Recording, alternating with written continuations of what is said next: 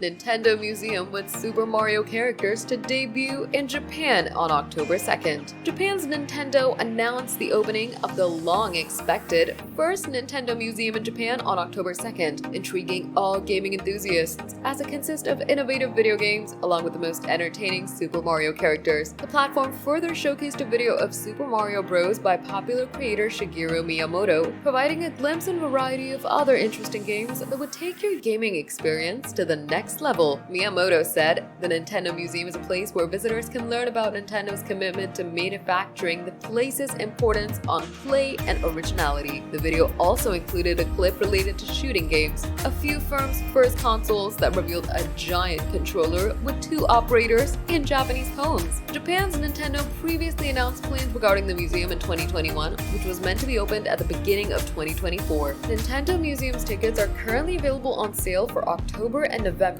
costing 3,300 yen, which is $22.60.